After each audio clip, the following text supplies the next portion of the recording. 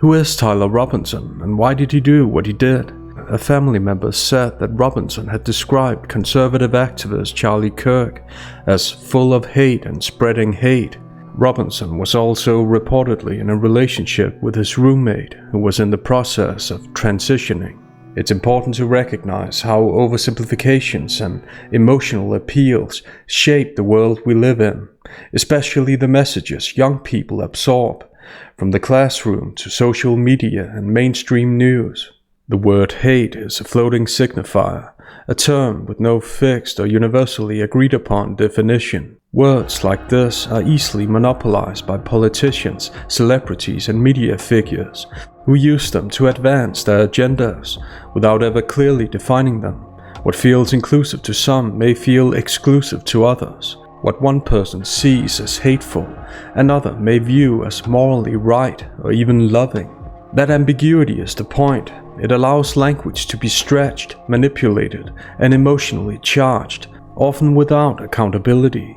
Floating signifiers like freedom, justice, progress, equality, patriotism, and even adjectives like divisive don't have consistent meanings. They're open to interpretation, yet they're used to draw ideological lines. Politicians, commentators, and activists attempt to monopolize these words, framing themselves as the heroes of a moral struggle, and anyone who disagrees as the enemy.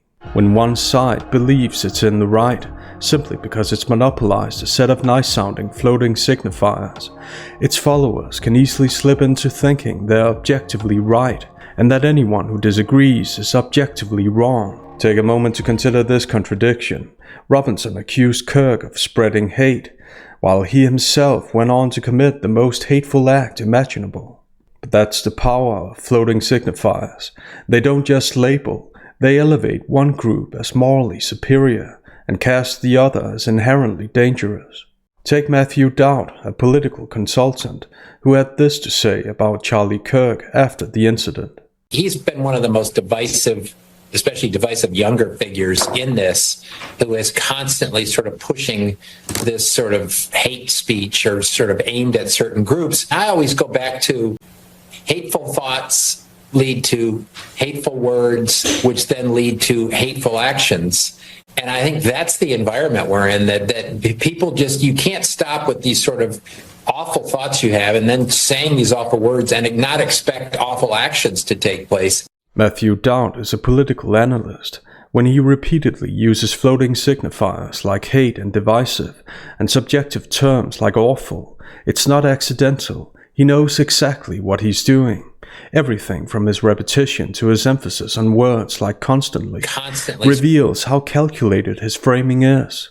It's not just rhetoric, it's tactic, so deliberate in fact that it reveals a specific rhetorical device. Diacope, the repetition of a word or phrase, often used for emotional emphasis. Hateful thoughts, hateful words, hateful actions. Awful thoughts, awful words, awful actions. Dowd's use of floating signifiers and emotional cues isn't designed to inform, it's designed to persuade by bypassing logic. These are appeals to pathos, not logos. He never defines what hate speech actually means. He never explains what makes something awful, because those terms are subjective by design. They allow him to frame the narrative without having to defend the substance. That's the disingenuous move. Label someone with a term like hate, and suddenly you've won the argument without ever having to make one. And here's the contradiction. He accuses others of being divisive, while using some of the most divisive rhetoric possible. But that's the point. The rhetoric of politicians and political commentators like Dowd often depends on division. Without an enemy, they can't cast themselves as the voice of unity or salvation. They need us versus them discourses to appear like uniters or saviors. That's the core contradiction, one that deceptive people not only ignore, but rely on, even cherish. Journalists don't bother with definitions of hate speech either, even though they claim to enlighten and clarify. Take James Clayton, a BBC journalist, for instance. Particularly around hate speech in the company. What hate speech are you talking about? I mean, you use Twitter. Right. Do you see a rise in hate speech? Personally, my For You, I would see I get more of that kind of content, yeah, personally. To describe a hateful thing. Yeah, I mean, just content that will solicit a reaction, something that may include something that is slightly racist or slightly sexist, those kinds of things. So Those kinds of things. He hasn't even defined anything.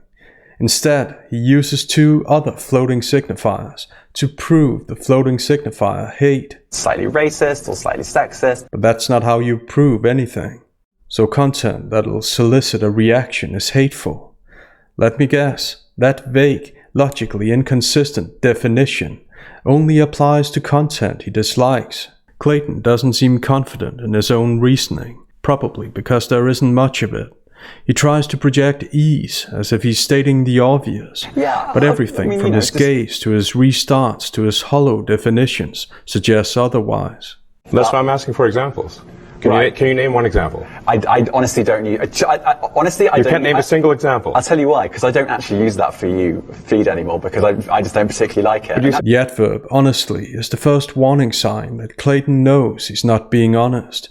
Why invoke honesty in a context where honesty is assumed?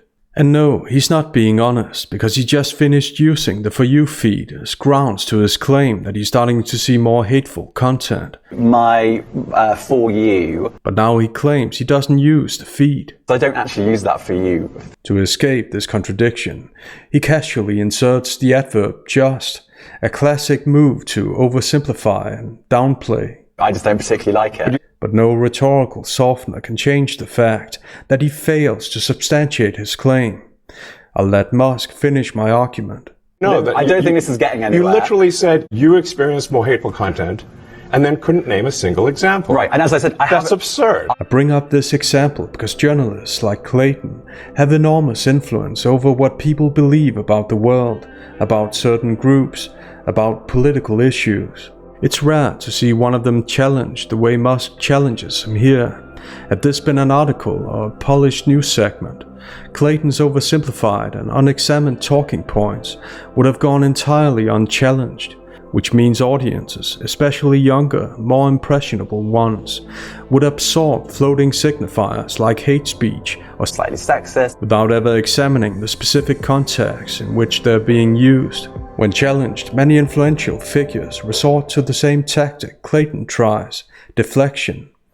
They frame their opponent as nitpicking or harping on irrelevant details for self-serving reasons, anything to shut down the conversation as quickly as possible. But notice how eager they are to deliver their deliberately vague generalizations in speeches and monologues where no one can push back. That alone speaks volumes about a worldview that can't withstand scrutiny. Whatever your gender, your preferred pronouns blossom to be, we all know it ain't so black and white. We want to end gender inequality.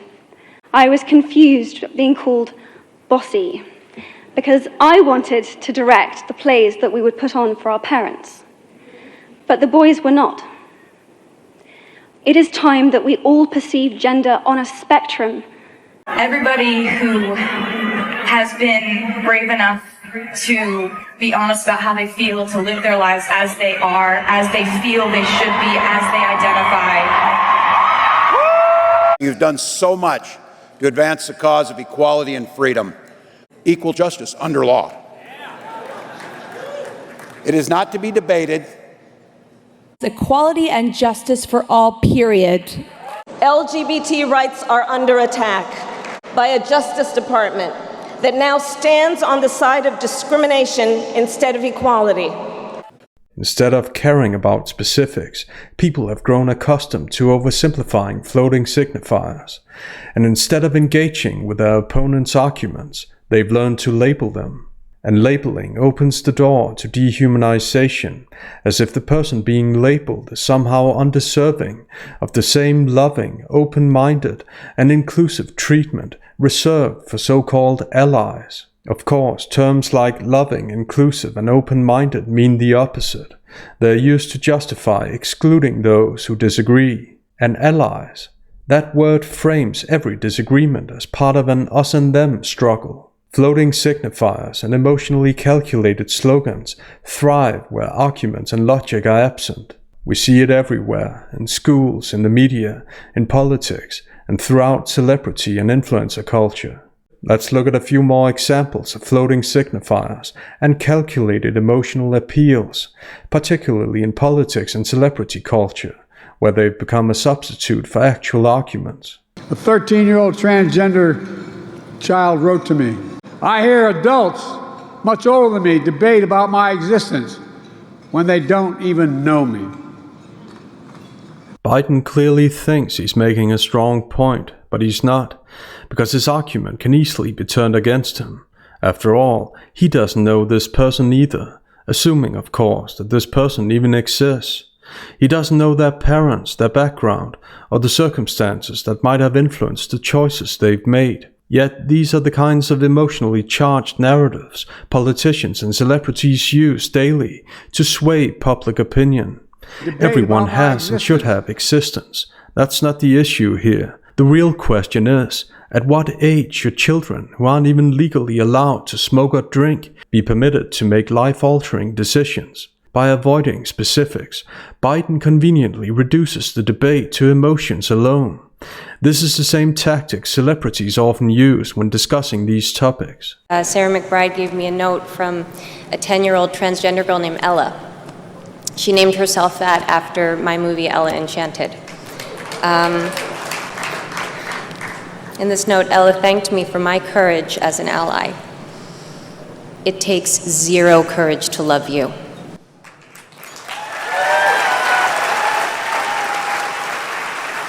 It does, however, take a lot of courage to get up and talk in front of a lot of people. Oh, I'd say Anne Hathaway looks pretty comfortable talking to so many people. Ladies. Gentlemen. Gentle them. LGBTQIAAP.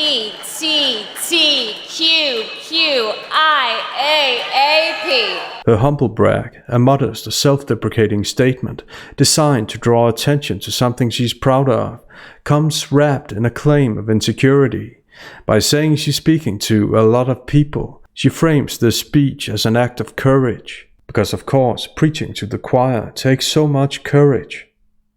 The story she tells perfectly illustrates the absence of critical thinking in today's political and celebrity culture. She offers no context, no reflection on the child's parents or upbringing, no mention of the role medical professionals might have played in this child's life. It's just an anecdote, stripped of everything but the pathos she deliberately conveys, with a prolonged gaze for emotional effect. What's most telling is that the audience applauds, regardless of the lack of substance. To them, it's not about details or solid arguments. It's about having their views confirmed without any nuance. The old world will shatter, and the pieces that no longer serve will melt. A new world will emerge, forged from this community, from your seismic imperative message that love is love. Love is love. Talk about a circular definition. Not even grandiose phrases like seismic imperative can rescue it. By the way, this doesn't sound like love at all. To dodge responsibility and agency, she speaks entirely in metaphors. Metaphors lifted straight from war rhetoric. What exactly does it mean when she says the pieces that no longer serve will melt? What pieces? Who's doing the melting? Pieces don't melt themselves. Imagine the outrage if any other group talked about creating a new world with language like this. Who's really a victim? Who's really being hateful? Now let's tear this world apart and build a better one. Thank you. Love is love, and equality just is. No, those are the floating signifiers she'd need to actually argue for in this context. She falls back on circular definitions, which says everything about the purpose of this speech. Here's a hint. It's not about truth. Maybe that's why she says this while shaking her head no. A subtle but telling mismatch between words and nonverbal cues. And equality just is. Over 600 hateful laws introduced across the country. to protect their child from dangerous anti-LGBTQ laws. What Biden oversimplifies as hateful and dangerous for obvious self-serving reasons is exactly what many others would call care or concern. This shows how two people can use the same word but mean completely different things. That's why definitions matter. The conversation shouldn't be about labeling each other as hateful, but about pinpointing where the other person's logic falls apart. Jill and I, Kamala and Doug, and our entire administration will always stand with you against hate. Together we're going to make even more progress. Hate and progress, two classic floating signifiers. I'm starting to see a pattern in Biden's oversimplification tactic. In his framing, hate becomes any parent who denies what their child feels. So, does he really want families to make their own healthcare decisions? The right to make our own healthcare decisions. The right to raise our own children. It's who they are. Apparently not. At least not if those decisions conflict with someone's feelings. That's why we must pass the Equality Act, and pass it now. By monopolizing the term equality, he implies that anything short of accepting this act means you support inequality. Tyler Robinson isn't a victim in any sense. He made a conscious choice to go down a dark path, but that dark path doesn't exist in a vacuum. It's shaped both by pre-existing personality traits and by the environment around him. And what's that environment like? It's dominated by labeling, ad hominems, and floating signifiers stripped of any inherent meaning. Just look at how quickly comment sections devolve into name-calling instead of arguments. This isn't about who your allies are, or what you're supposed to believe because you side with one side of the aisle. It's about the logical consistency of each argument on every political issue. I'm too old to care about group pressure, obviously, but a younger person might not be. And that's the point. When we disagree, we should attack the argument, not the person behind it. While it's natural to have political leanings, we don't have to agree with everything, just because our so-called allies expect it. Robinson's action is the ultimate sign of defeat. Instead of countering arguments, he took the life of someone who made arguments for a living. The absence of arguments and the refusal to engage with them opens the door to the dehumanization of political opponents. That's something every society must avoid at all costs, because that's how real fascism takes root, not the fake fascism that some spoiled young people, including Robinson, either oppose superficially or pretend to oppose. If you enjoyed this breakdown, click the like button and subscribe for more videos. See you next time.